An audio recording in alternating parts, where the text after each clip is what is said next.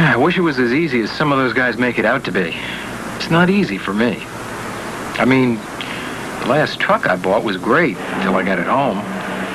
And in the first 3 months, I practically rebuilt the whole damn thing. Boy, I sure can't make the same mistake about whether to vote for the union. This is my job.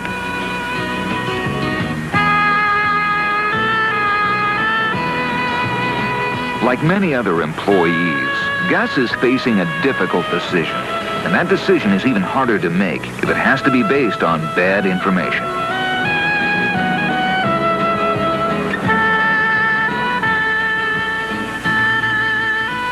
Hey, Stone, what's happening? Hey, we say. I didn't know you were working today. Hey, I'm here every Saturday.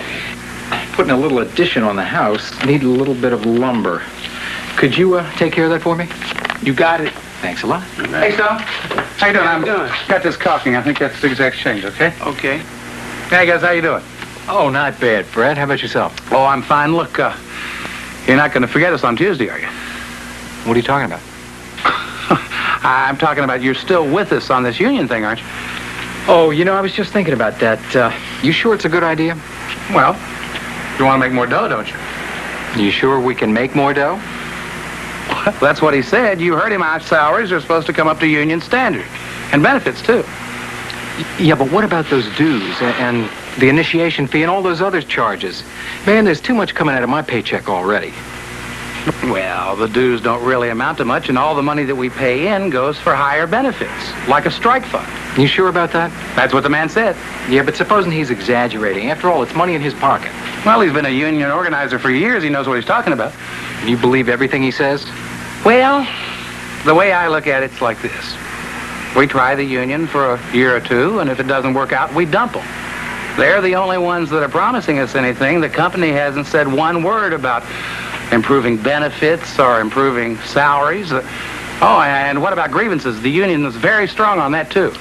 I don't know, Fred. I don't like the idea of a union organizer doing my talking for me. I mean, after all, I know my problems a lot better than he does. Well, I'm going to let the union do my talking. And if you're smart, you will, too. Think about this, will you? Don't forget us, all right? See you later.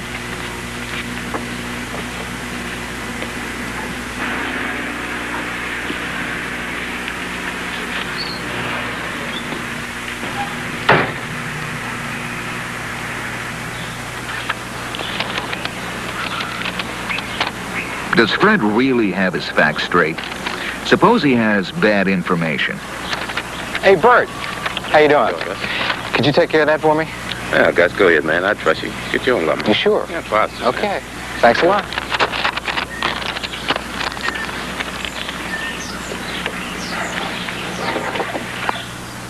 Pardon me for interrupting, but I couldn't help overhearing. This union thing's a tough decision, isn't it? You said it.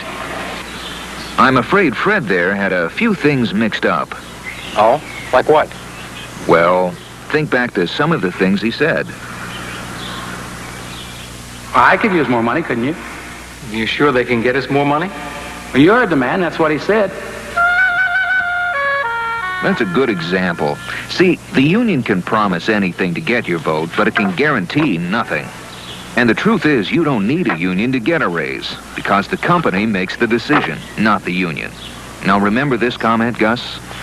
Our salaries have come up to union standards. Benefits, too. There are no standard union rates or benefits. Wages and benefits vary from company to company, and the union has absolutely no control over that. Keep in mind what a union really wants from you. Yeah. Fred wanted you to think that the union doesn't really need you. That's where he's wrong. The union must get new members. That's their business. In fact, the first thing a union wants a company to agree to is a union shop or checkoff, or in most states, both. Do you know what a union shop is, Gus? Well, I think so, but why don't you explain it to me? Under a union shop, everyone working for a company must join the union whether he wants to or not. And checkoff means union dues are deducted right from your paycheck before you ever see it. To get these things, a union might push for any contract just to get a foot in the door. Yeah, that's what I'm afraid of. Let's see what else your friend had Man, to there's say. too much coming out of my paycheck already. Oh, Gus, the dues don't amount to that much, and all the money that we put in just goes for higher benefits, like a strike fund. Union dues can be hundreds of dollars every year. And the way the union works it, that's money you never even see again. Most of the money either goes directly to the international union hierarchy or to pay salaries and expense accounts of local officials. And that could run hundreds of thousands of dollars a year. The fact is, union officials actually live off dues workers are forced to pay.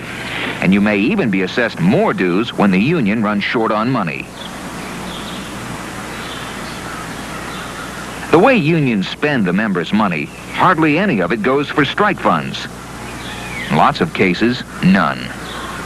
Well, then what happens to our dues? That's a question many union members ask. Sometimes the courts wonder about that too. In fact, one court recently ruled that union officials used 81% of members' dues for things that had nothing to do with legitimate collective bargaining. How about this next statement? Well, the way I figure it is we try the union for a year or two, and then if it doesn't work out, we dump them. Maybe that's how things ought to be, but that's not how they are. A 3-year contract is common, and when the contract is up, employees can't get rid of the union unless they go through complicated decertification proceedings. So you see, in almost every case, once a union is in, it's in forever. They're the only people that are promising us anything anyway. The company hasn't said one word about improved benefits, about increased wages. It can't. It's actually against the law for the company to promise or even suggest that benefits or wages will increase if the union is rejected. What about grievances? The union's very strong on that too, you know. Not nearly as strong as Fred thinks. Do you know that there are many cases in which employees actually had to sue the union because the union wouldn't process their grievances for them? Sue the union? I thought unions were supposed to solve grievances. A lot of people think that and find out differently. But wait a minute. If what you say is true, how come there's so many unions, and why are most workers in unions? Wrong again, Gus. Today, more than 3 out of 4 American workers have chosen not to join unions. These days, unions are losing far more elections than they are winning. Most workers today find that they do not need a union middleman. That's something I never knew.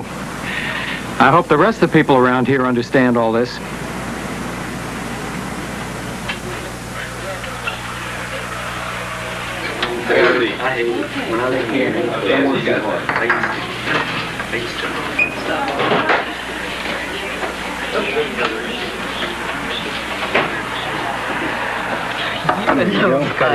Oh, you're welcome. Thank you. How are things on the packaging end? Same old stuff. Everybody's talking about the union. Yeah, same with us. Know how you're going to vote yet? Well, some of the people seem to think it's a pretty good idea, but I don't know. Well, now, I know I like the idea of contracts. You know, everything in writing. And the union would do that. I'm not so sure about that. What do you mean? That's the whole purpose of a union. I thought they had to sign a contract. Look, the law says the company has to bargain in good faith. But even if the union wins the election, the company doesn't have to accept a single union demand. It's still a matter of negotiation. Oh, yeah, but the company always agrees. Not necessarily. A lot of times unions never get a contract, even if they win the election. You know, Gus, you almost sound like a company man. Ah, come on, Mary. You know me better than that. I'm my own man. That's the way I like it. That's why I worry about the union, because I don't like the idea of union officials being able to tell me what to do, taking my dues and doing who knows what with them. And I don't want anybody telling me I have to go on strike. Yeah. I'm not too crazy about the idea of a strike myself. Hi. How you doing, big guy? Is the seat taken? No, go ahead. We're just talking about this union business again. Yeah, well, things will be a lot better when the union comes in here and we can hold a strike over the company's head. Gus isn't too sure about that. Oh, yeah, why not? Well, I'm not sure we won't be holding it over our own heads. What in the hell are you talking about? We can bring the company to their knees. they'll have to come to terms if they want to stay open. No way. Law says they can keep this place open even if we go on strike. And let's face it, they've got too much at stake here to close down without a fight.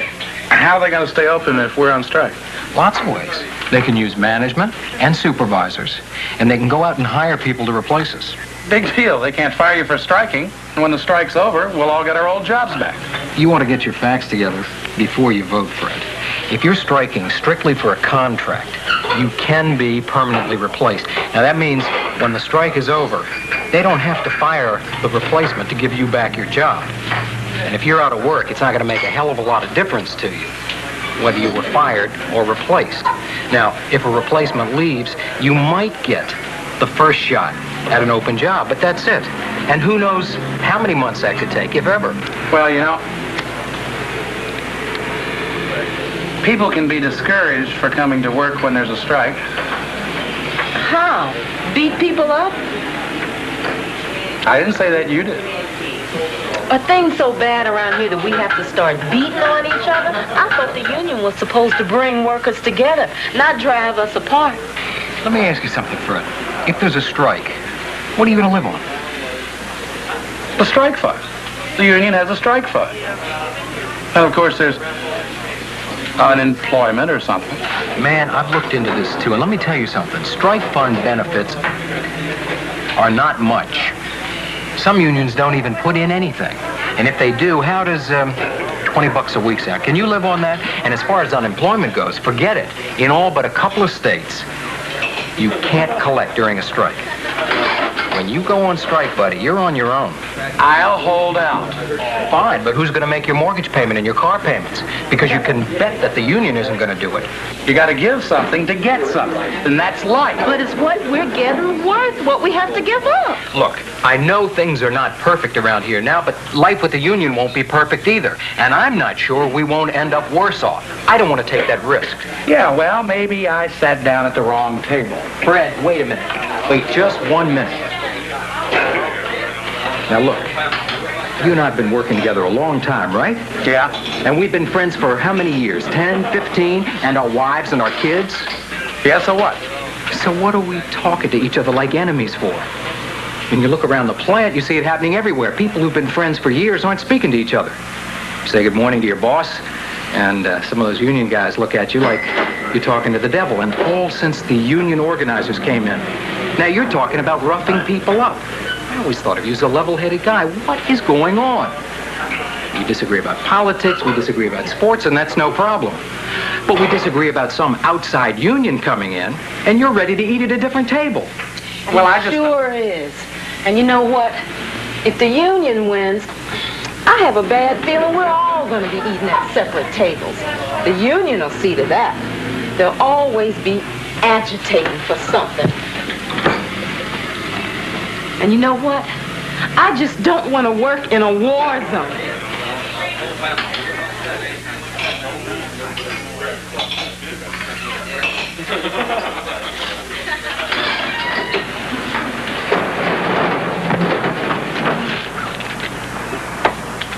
Hey, Gus, Oh, it's you. did you vote today? Oh, yeah, sure. Against the union. Pretty tough decision, huh? Nah, not really. Once I had the facts and thought them through, wasn't tough at all.